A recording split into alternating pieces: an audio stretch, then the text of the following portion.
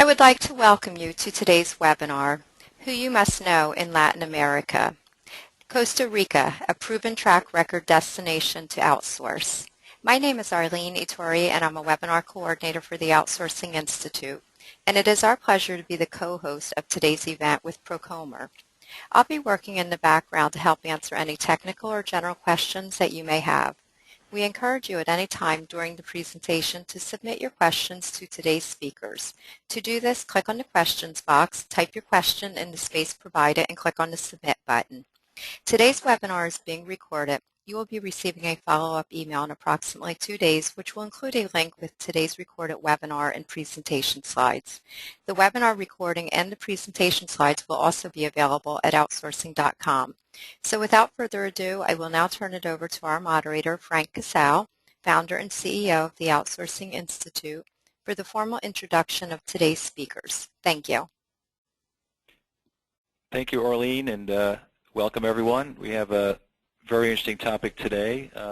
For those of you who have attended, previous webinars of ours, we've talked to the emerging growth and interest in Latin America as a nearshore destination. So we'll be, digging a little bit deeper, expanding a little bit more on LATAM and the trends related to, but more specifically, today's discussion and today's panel will center around Costa Rica.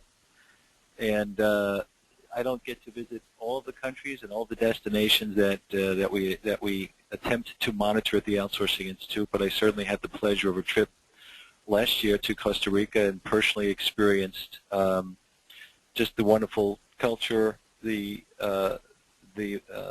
very warm and friendly government as far as for local business and friendly to the U.S. I met easily 12.5 service providers and was very impressed with the talent and the eagerness to work with U.S. organizations and the track record, just stealing a term from our title here today. So for those of you who are looking for alternatives possibly to India and or just simply looking for a nearshore alternative based on time zone or just regional access, maybe it's a language, maybe looking for bilingual. Many of the reasons we'll talk to. Our goal here today is to help you become more familiar with Costa Rica, why others have gone there, and why many continue to do so. We have a great panel here today, so it'll be a little bit of PowerPoint and hopefully a lot of discussion and interaction. So have joining me here today Tony Mataya. He's managing partner of Think Solutions, and Tony is certainly one of our go-to guys for not only outsourcing but certainly nearshore and Latin American outsourcing. He's one of the foremost authorities. That part of the world has done many a deal there. We have the good fortune of having Jonathan Washburn, who's the CIO of Transact, join us here today, and we're really going to be centering our discussions around his experience as a buyer who has actually done outsourcing deals in the area. He's going to tell his story, and it's a very informative and entertaining story that he will tell. And last but certainly not least, Michael Lopez Rojas, who's the Director General Trade Commissioner at Procomer.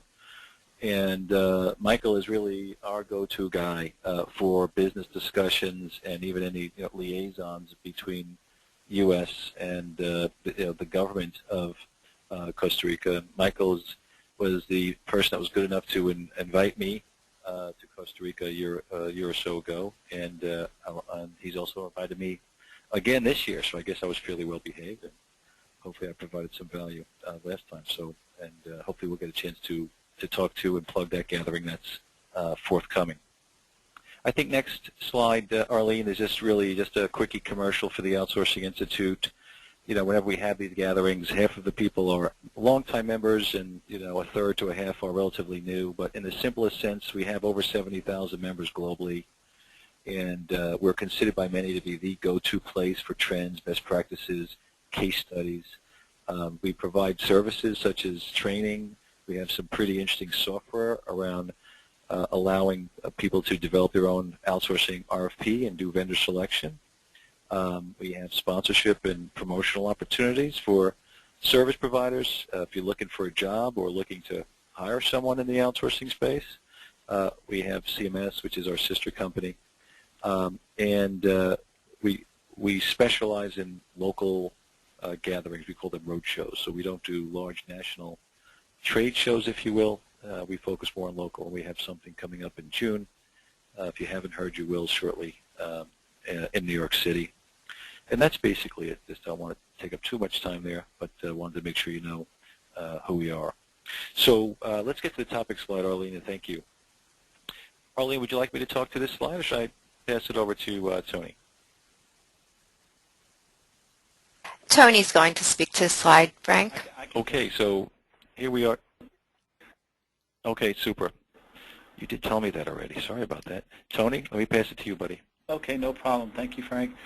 So let's get into the topics today. We wanted to talk about Latin America as a key source for services. What are the reasons? A little bit more about what are the most important requirements when you're looking for a provider in Latin America. The bulk of the session we're going to spend talking about Costa Rica and try to give you some insights from people who have been there and who can give you some, from a sourcing perspective, the pros and cons and key decision criteria that you would use to look at Costa Rica as a sourcing destination.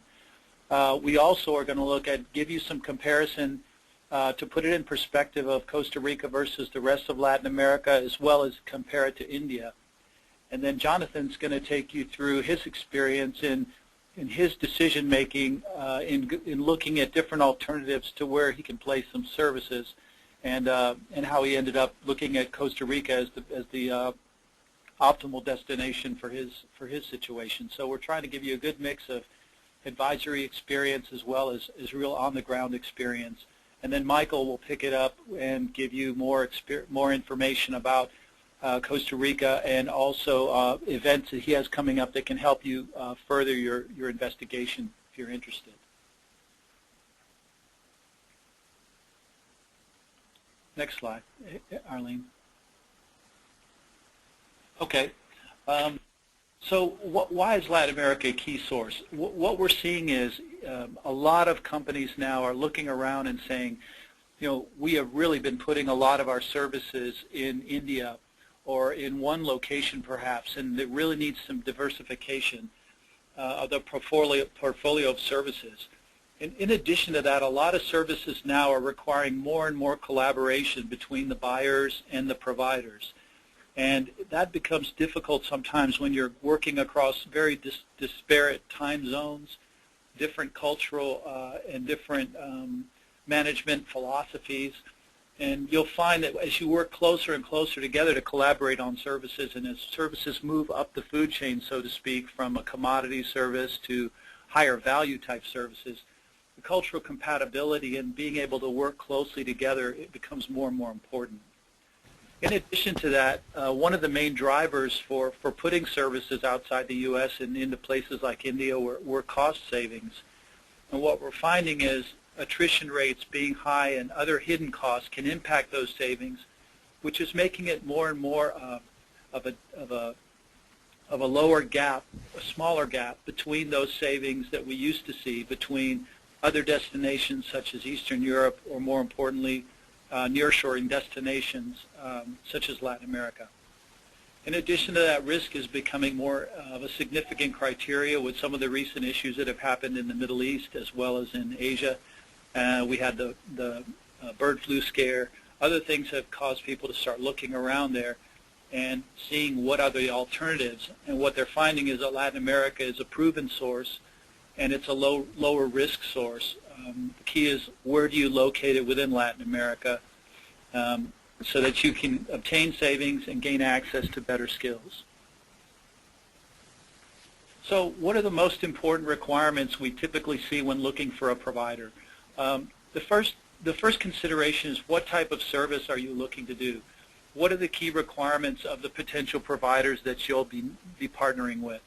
And that's the most important driver, because those different services, of course, are available in different degrees at different locations. The second would be, typically we look at financial, business factors, and people. Typical factors include cost, service maturity. How long has that service been provided in that area? What's the attrition rate of the population of employees so that you can see how stable your team will be? How close is it to your sourcing destination, to your users? Is that important? How stable is the region, and will you have access to skills? Think Solutions developed a 19-point evaluation ranking that we publish quarterly. If you're interested in that, you can contact me and I can get you a copy. But it ranks the countries and gives you detailed information about each criteria. But at a high level, that's pretty much what you look at. If you look at Costa Rica has become one of the most favorable destinations for services, and there's some key reasons why. First of all, it's a strategic location. It's really centrally located, and it's become somewhat of a trading hub, both for telecommunications, IT, and other services. It's close, and you can get there very quickly. The time zone is within reason, and so from major cities, you can be on a short flight and get to Costa Rica. Very politically and economically stable, and has been for a long period of time. They have a nice blend of ecotourism and IT services, and so it's a place where you can go to a rainforest and then be in a web development center in the same afternoon. So it's pretty unique. It's a friendly environment and very low risk, and what's happened is that's very attractive to businesses, both captive centers, global providers, as well as other service providers and startups. There's an excellent quality of life, and what you see is a lot of people in Costa Rica. They may go to school in the U.S. or other places or in the universities there, but they oftentimes open up offices located close to the university or the places where they've been. Very strong telecommunications infrastructure, and global companies are already well Intel, Oracle, HP, IBM, Microsoft, Google, most major providers, as well as a lot of Silicon Valley startups are flocking to Costa Rica, and it has been a real key destination. So if you look at kind of some high-level comparisons between Costa Rica and India, which is what most people see, Costa Rica is typically going to be on the higher end of the cost spectrum in Latin America, and the reason for that is they've got significantly higher skills in some areas, so it's not really the place you would go to get deep cost savings. And compared to India, where you're seeing India is 10 to 15% better than Latin America in general, as we mentioned, that number comes down. We'll talk a little bit about financial considerations in a minute. From a service maturity standpoint, very well-established captive centers as well as external providers, so that if you're looking at IT services, call centers, manufacturing, aerospace, and other things, it's very well-established. In India, you've got less local demand, so most of their services are exported and not used internally, whereas Costa Rica has a blend.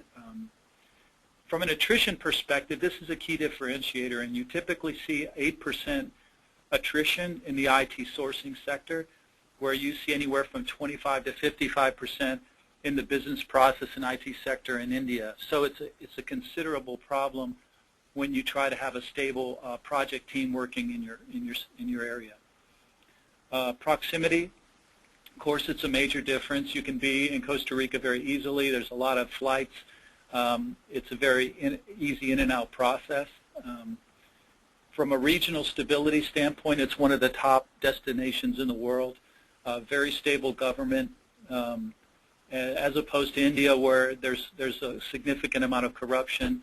You have a lot of volatile regional issues, so it's a constant tension. Of course, they're cognizant of that and work to minimize it.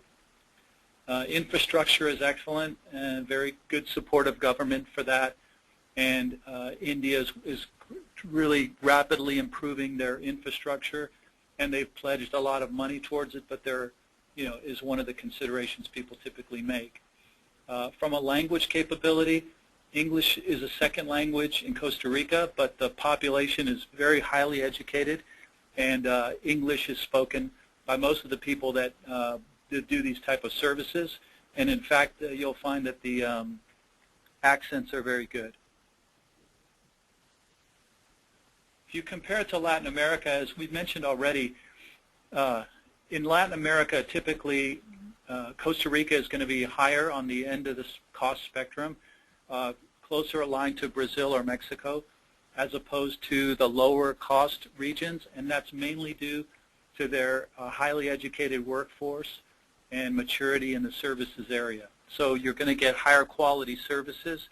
So if you're looking for very, very low cost, it's not really a good fit. It's more looking for high skills, especially if you're looking at engineering or you're looking at collaborative application development or web design, things like that. That would be a good fit for Costa Rica. We already mentioned attrition is typical in Latin America to have a pretty loyal workforce. Brazil is a little bit higher just because of the high internal demand. From a proximity standpoint, it's very centrally located. So in Latin America, of course, you can have Mexico right on the border, as opposed and all the way down to Chile, which can be a pretty long commute. So really, proximity, it's very well positioned, and that's really helped Costa Rica. From a regional stability standpoint, the government is very stable. You have some hot areas in Latin America like Venezuela and Bolivia that are unfavorable to business. Argentina recently nationalized some utilities, so it's becoming a bigger issue. Infrastructure-wise, you have a wide disparity in Latin America. Costa Rica is going to be at the high end of the spectrum from an infrastructure standpoint.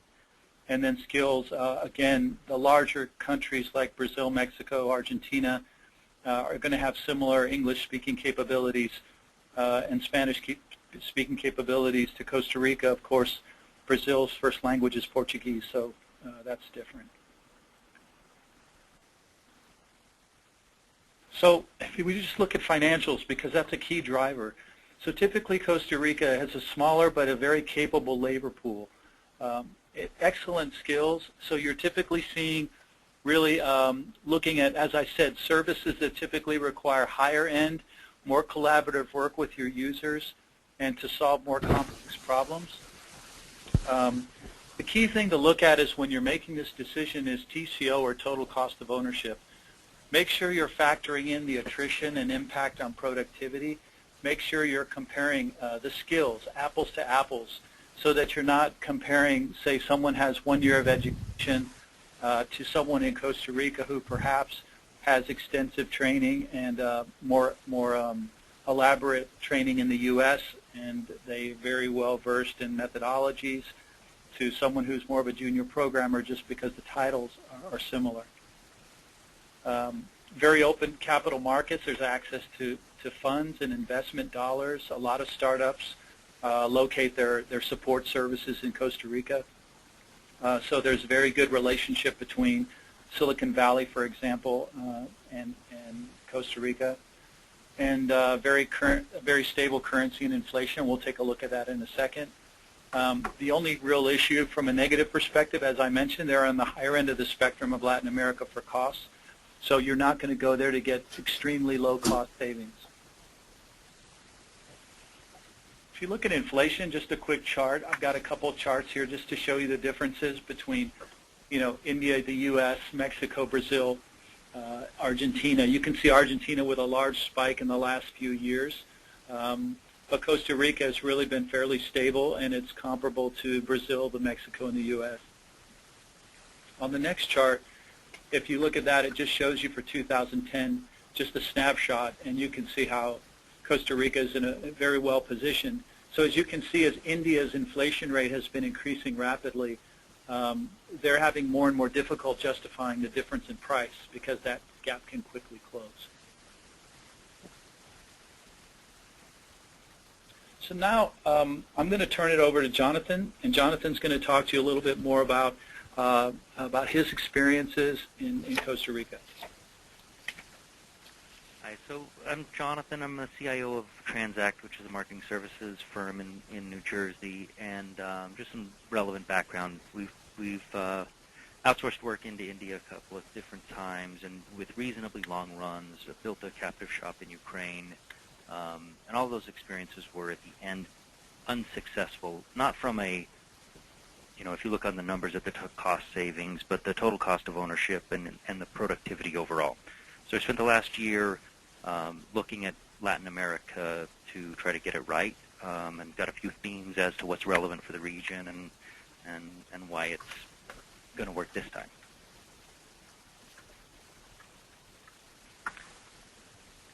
So Spanish is the primary language spoken by 37 million people in the U.S.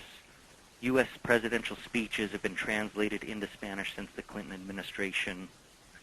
Throughout the region, you hear U.S. radio, U.S. TV, U.S. movies. We're one of the top 5 Spanish-speaking countries in the world, perhaps already at number 2 or projected to be there shortly. The same alphabet. There's a lot of words that are the same in both languages. The distance between English and Spanish is much less than the rest, and at a certain level, all of what we do is about communication and making sure people understand each other, what the business needs are, and what we're trying to accomplish. So communication is one of the key themes that we're looking for in the region. The other thing is really the time zones. You get the midnight shift in Asia, or somebody's working really tough hours. You're 9 to 12 hours difference in time for India, 13 for China. You're doing calls at 8 or 9 p.m. or 4 or 5 a.m., or you lose time waiting on email back and forth. You're working Sunday night to set up for Monday morning. It's either a bad lifestyle, or the alternatives are you get the employees that are willing to work the night shift, which typically means high turnover when they can move to the day shift, or you've got the C players. I think around the world, A players aren't working the night shift for long periods of time. That's been my experience.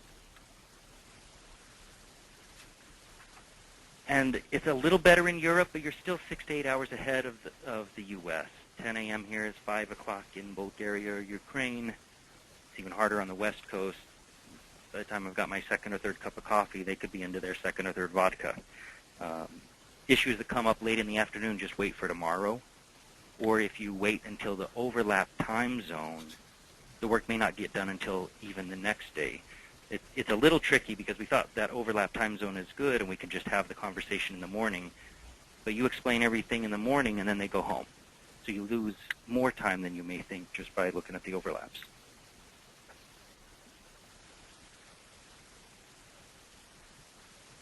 So I think India and China make sense still if you need very large scale, big teams, if you have well-documented systems and processes and have long cycle times probably measured in months or years, not days or weeks.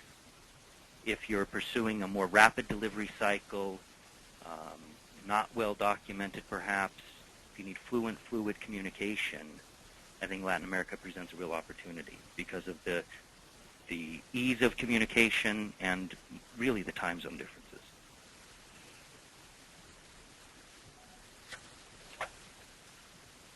So Latin America is really a bunch of different countries, and I think it's dangerous to think about it as a region because, as you know, you heard Tony walking through some of the differences, but it really is very different country by country. So we know we want people who have some cultural similarities that make the translation easier, that communicate fluently, but where do you want to go? There's a lot of different countries, a lot of different options. I would say there's also no real substitute for going there and seeing the culture. I think some of the failures that we experienced in India were directly related to not being willing or not having teams willing to spend enough time there to really make the teams as successful as they could have been.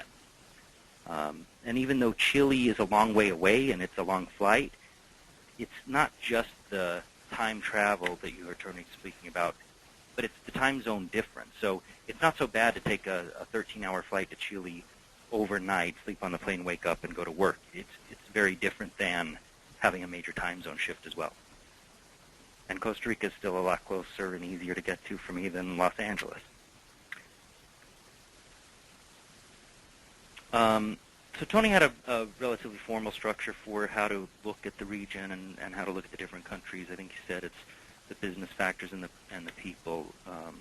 I look at it similarly. There's sort of the baseline that you just have to do business.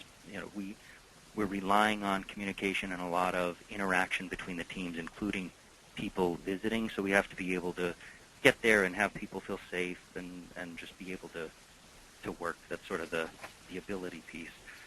The financial aspects, I think it's beyond the total cost savings, and people are starting to look at what is the currency risk, what is the real inflation. I think on Tony's chart you saw Argentina inflation in the 20s recently, but there you also play with the currency along with that. So the real inflation on the ground, if you speak to people in country, might be closer to 30%. So getting to know the unique aspects just from a financial perspective beyond the what's it cost per hour, I think is important.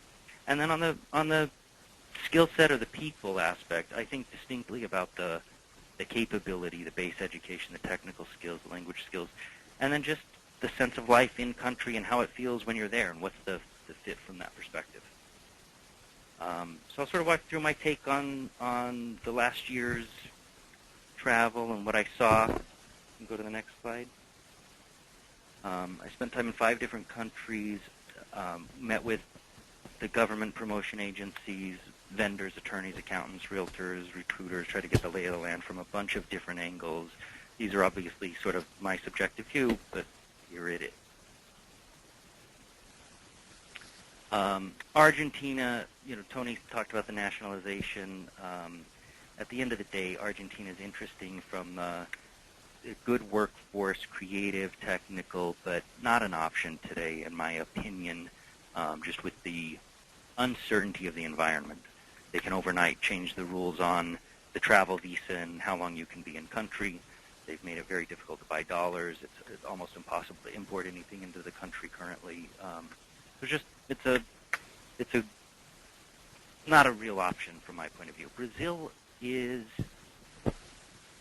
very innovative and very expensive. Costs are, I've seen quotes at $60 an hour U.S. to $100 an hour U.S. for senior resources. So it's nearly at par with the U.S. And there's not a ton of savings, or maybe not any savings, to be gathered in Brazil.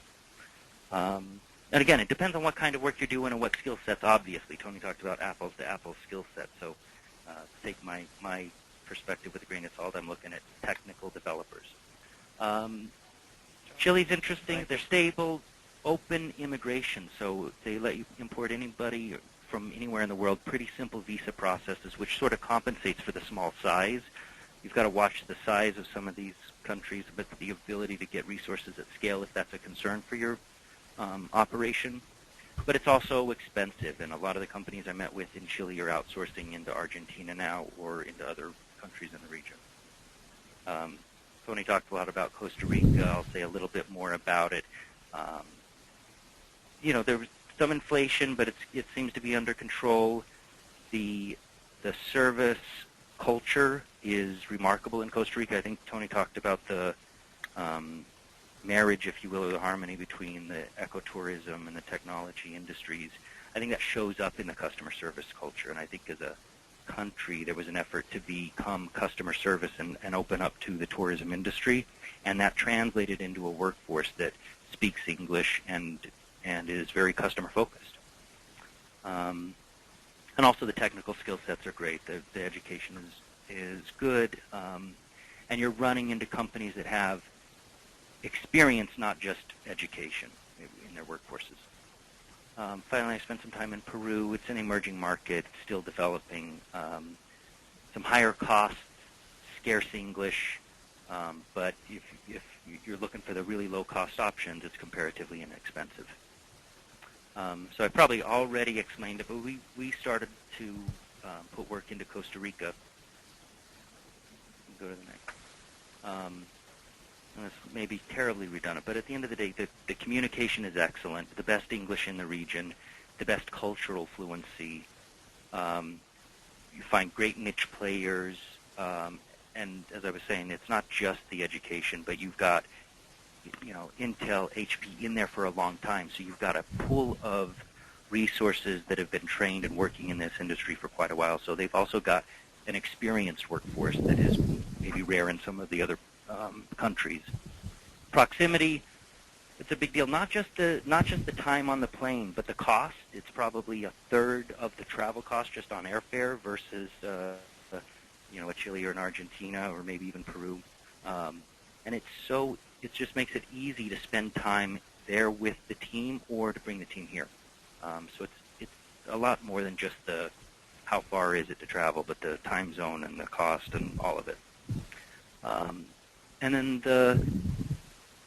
I've spent time working, in addition to the places I went, I worked with the promotion agencies in Mexico and Colombia, Peru, Chile, Argentina, Brazil. The demonstrated understanding that you get from the companies you work with in Costa Rica, and specifically the investment promotion agencies, Procomer and Cindy, really set the bar for the region. I heard that from colleagues in Brazil and in Chile who had also done work with Costa Rica, and in my experience, you just don't find a better organization on the other side of the table to work with. The events that they run in country, the agendas that they put together for you have been the best run in the region by far and have provided the best value. So it's been a great experience. I think the quality is good, the language is good, and I know Tony said it's relatively expensive in the region, which is on a comparative basis true, but we're still getting real cost savings out of the work that we're doing there. So with that, I'm going to turn it over to Michael from Procomer. Jonathan, thank you very much. Tony, thank you also, and thank you to the Outsourcing Institute for organizing this webinar and for allowing us to introduce our organization and our coming projects. Created to support the outsourcing community of buyers, vendors, influencers, and practitioners worldwide. I would like to start presenting who we are. Jonathan already mentioned our name. We are Procomer. This is the expert promotion agency of Costa Rica. We are the government organization responsible for promoting products and services of the Costa Rican companies in the international markets. We have 10 offices around the world, and through them we identify business opportunities for Costa Rican providers in those markets. We would like to be considered as the sourcing ally of this business community in each market. Costa Rica actually has been one of the most important destinations to outsource, and I would like to take advantage of this wonderful analysis and thoughts presented by Jonathan and Tony to invite the audience of this webinar to our coming event. This is the Costa Rica Technology Insights event. As Frank already mentioned, Frank, Tony, and Jonathan already joined this event last year, and Tony and Frank will participate this year again. We are very happy to see the results that the Costa Rica Technology Insight has given, and also how instrumental it has been to CIOs like Jonathan and like Tony. This is the most exclusive digital technology event in the region, and it combines business meetings and conferences about the current worldwide trends on digital technologies. We believe this is definitely the opportunity to meet, network, and negotiate with potential IT partners from around the world, but more than that, from the region. And it is a great opportunity to sense by yourself the capabilities that Latin America can provide through players like Costa Rica. As Tony and as Jonathan has been said during this webinar, one of the main advantages that sets us apart on the worldwide playing field is our people's ability to add value to the development of international projects. And this only could be measured if you come down and evaluate by yourself how good we are or not. In the meantime, let's take a look on how the most international indices rate Costa Rica. For example, Costa Rica occupies the number 3 position in the world as in the Network Readiness Index. This is an index calculated by the Global Information Technology Report done by the World Economic Forum. Costa Rica is the most innovative country in Latin America. Costa Rica ranks number 3 in the International Property Rights Index in Latin America. Next slide. Costa Rica also ranks number 5 as a global service location in America. San Jose is the number 5 city in Latin America among the 100 outsourcing cities calculated by the Global Services, the MAX. We are the number 4 high-tech exporter of the world and the number 1 exporter in Latin America. This is calculated by the World Development Indicator 2011, done by the World Bank. And this is just to mention some examples. But I just wanted to emphasize what is important for you to come down to go to see the country and how we suggest you to experiment the country by yourself. This is the best platform. The Costa Rica Technology Insight is the best platform to meet your nearshore provider. We actually would like to present you the Costa Rican developers of software, the video games, the mobile applications, the development of the developers of BPOs, legacy systems, integration, modernization, business intelligence. The Costa Rica Technology Insight is a matchmaking event based on one-on-one meetings. Each meeting will take 30 minutes, and all meetings will be arranged through an online self-scheduling system. This is a 2-day event, and this is scheduled to be held on June 19th and 20th. And this is going to be in the International Hotel in San Jose, Costa Rica. But if you are looking to understand the nearshore model and build your network of potential partners, Costa Rica is definitely the place to find the right one to do business. And is known globally as a high-quality IT provider based on its innovation, capabilities in custom-made IT solutions, and by providing country advantages for international firms. Next slide, Ernie. What you have to expect if you come down and meet our providers? Well, we gathered more than 200 national IT providers. We are expecting more than 150 companies from all over the world, from countries like India, Spain, Mexico, United States, Canada, Panama, Central America, Argentina, Colombia, Chile, Dominican Republic, Puerto Rico, Jamaica, Trinidad and Tobago. And we will develop more than 2,000 business meetings through the entire event. What's the benefits to be part of this event? Well, the one-on-one meetings with the Costa Rican providers and internationals, the network opportunities with peers from all over the world, and the conferences.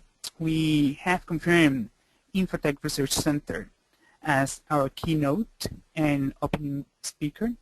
And by the way, Frank Casal will moderate our closing panel discussion with 3 of the most outstanding CIOs in the industry, representing companies like Credit Suisse, UBS, and Johnson & Johnson. As an incentive, we will provide lodging and meals for 1 buyer per company. And if you are a vendor or an IT buyer and you are interested in having further details of this event, please contact us. And next slide, Arlene, this is my contact information. Also, in the next slide, you will be able to register it by clicking on these slides. And I just want to thank you all, guys, and I would like to pass the word back to Frank. Thank you, Michael, Tony, and Jonathan. And by the way, Michael, I wanted to again compliment you for the great event you put together last year. You're a gracious host, and we're very much looking forward to this year's gathering as well. For those of you that are listening on this webinar, if you plan on being there, whether you're an existing member of the Outsourcing Institute or just part of large and growing group of people interested in Costa Rica, I'd be happy to meet with you. while I'm down there, regardless of where you're traveling from. Don't want to speak for Tony and Jonathan, but my sense is they'd be welcome to make new connections and meet new people as well.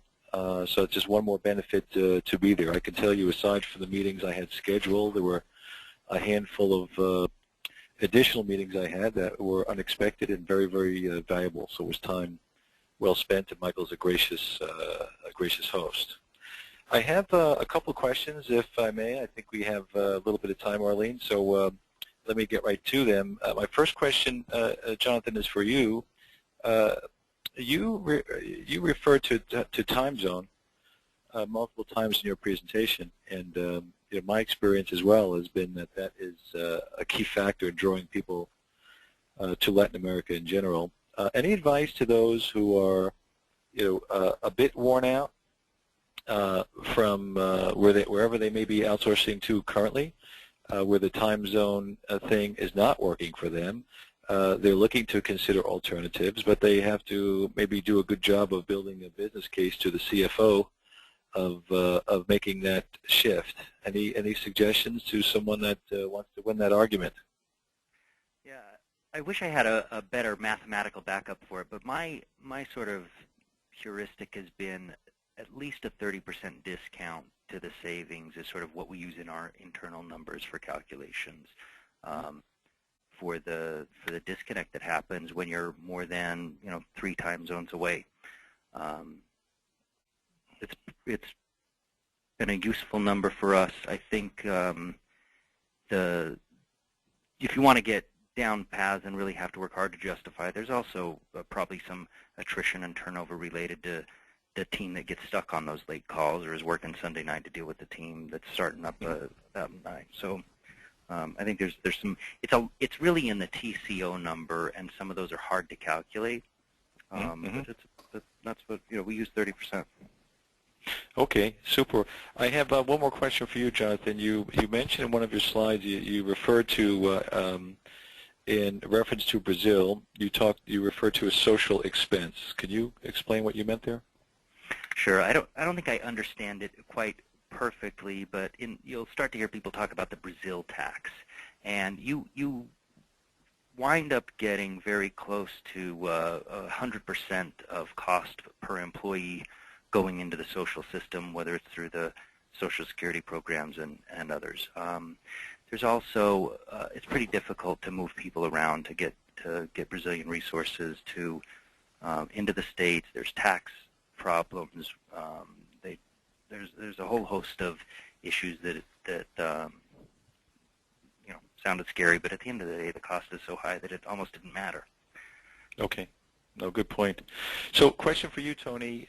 You've been in this business for a while. You're a senior guy in this space, and my sense is you're working with, you have and continue to work with people that on one hand maybe have outsourced for years to India or maybe to Eastern Europe or what have you, and then they shift over to Latin America. Any sense of what the tipping point is, as to what makes people finally, because change is, people fear change, and there's a cost and there's a risk factor there. What typically creates the tipping point for people to start to look for alternatives in your experience? Yeah, I think that's a great question, because I think you can make a case financially that it's not a big gap in savings nowadays. You can look up different numbers, but especially in the way that services are delivered and the cultural issues. So some of these are kind of soft topics, so I think Jonathan's exactly right. You have to experience it, but I'll just give you some examples.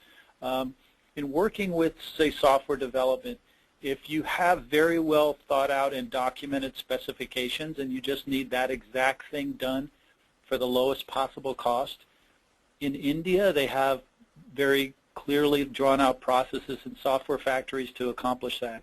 But if you're looking for innovation, you're looking for creativity, you just don't get that quite as readily as when you're say in Costa Rica and there are firms there that are doing gaming, video games, they're doing web design for other Latin American countries as well as for the U.S. you walk into the office and you think you're in Silicon Valley. I mean, it's really vibrant, very creative developers. They integrate design with their developers. They have social media integration. So, you know, it's that kind of what I would say very highly creative and innovative type people, culturally very compatible. I've spent time, you know, out there visiting the companies as well as data centers to see the infrastructure. And so that, to me, is the big difference. When you have services where you need to have that kind of relationship and collaboration, it's a lot different than a remote software factory that, you know, you really don't visit very often. I think that was interesting when Jonathan mentioned a 30% number. We've taken a look at trying to quantify different elements of it, but I think just to put it a commercial for the event that that Michael was talking about, it's a really good way to go down there in about 2 days, have several productive meetings, one-on-one meetings with providers, and it is kind of like speed dating. So you'll meet with a provider, get information, have a good discussion, move to the next meeting, have another one, move to the next meeting, and you can select which ones you want to meet with ahead of time.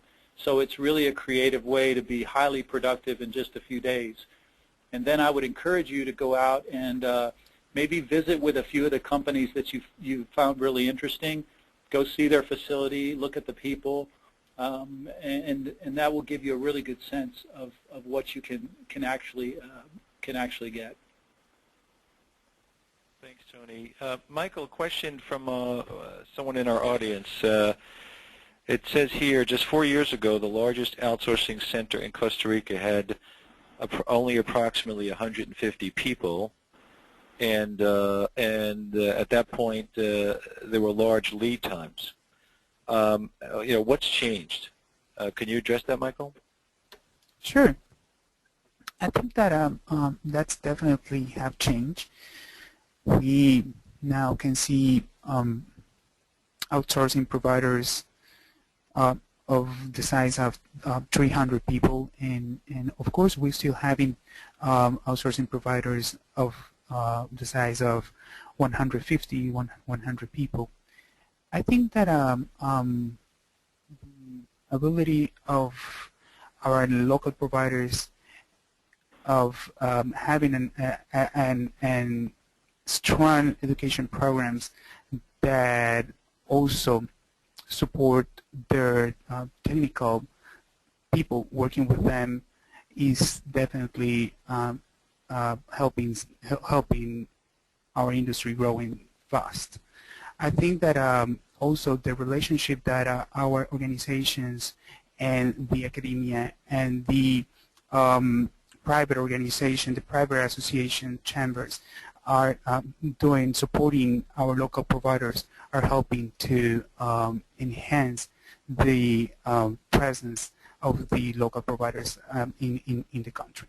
We do have local providers and we do have international providers using the talent pool that we are graduating from our universities yearly basis, and the rate of that people that had been graduated from the universities is around 2,000 engineers. So I think we are pretty much average the rate of the international, the rate of the countries worldwide, being the fact that we are a small country. Hey Frank, one thing I would add to that is it is true. If you have a huge development project of 500 FTEs or something like that, it's probably not going to be a good fit.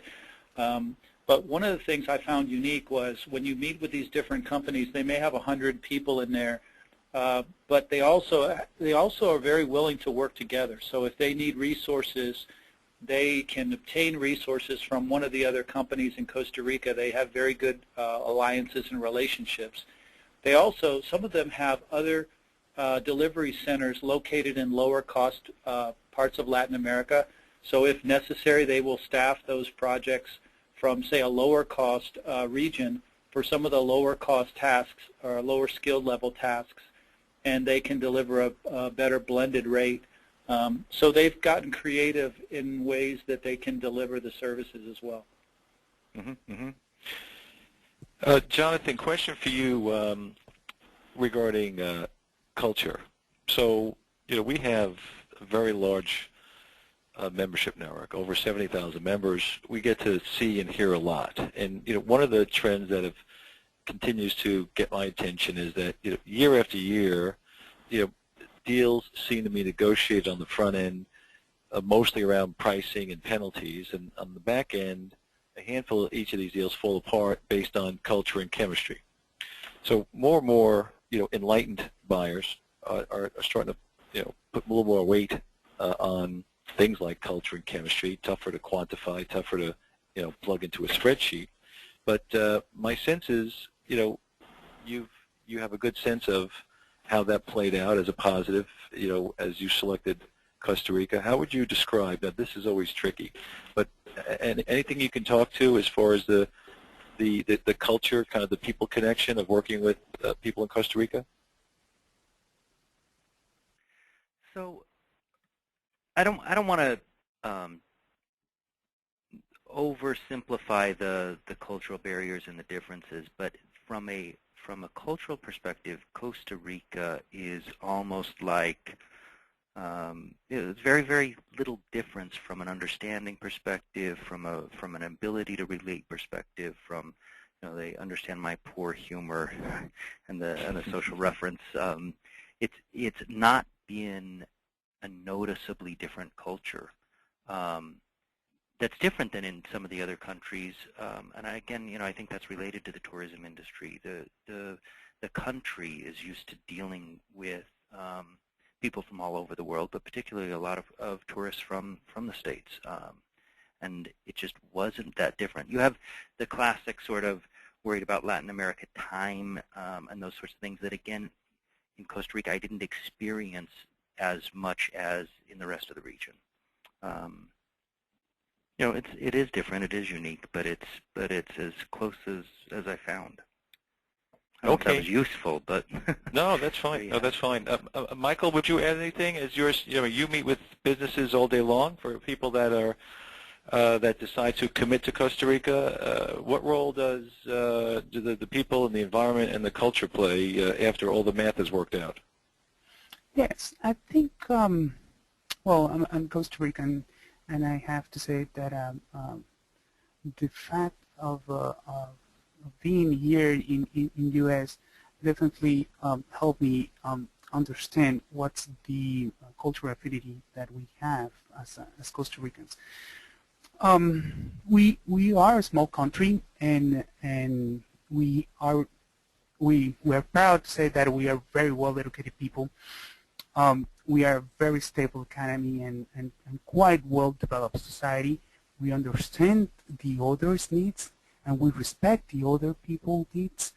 So the fact that we also are the strongest democracy in the region, and the strong relationship that we have developed with the United States have support the interaction and the exchange of internationals coming down to the country, and ourselves coming to the U.S. to learn more about the America, and also to study and support international activities. We actually are the receptors of hundreds of U.S. companies in the country. We're very proud of that. I agree with Jonathan on the statement of the tourism as a good source of relationship building. But the fact of being so stable, and the fact of proximity, and the fact of having quite well-educated people help us a lot in order to understand very well what our neighbors needs, and what U.S. needs. So I think that that helps a lot on building that culture affinity we definitely think we have with the U.S. market. Thank you, Mike. Michael. So I'm looking at the clock. We're just about out of time. I wanted to thank Michael again. Thank you for joining us. Jonathan Washburn, Tony Mattia, thank each of you for sharing your expertise and your observations and experience in Costa Rica. Want to remind each of you that if you're thinking of joining Michael and the rest of us at the conference in June, it's time well spent, productive time, and again, we were there last year. We're going back, so hope to see you there. If there are any questions that Arlene should be showing this slide here with our contact information, feel free to reach out to any one of us directly. There were a couple of questions that we did not get to. I apologize. Just based on time. That happens fairly often with these webinars. I'll do my best to make sure we get each of those questions answered individually by way of email. Thank you all again, and everyone have a great day.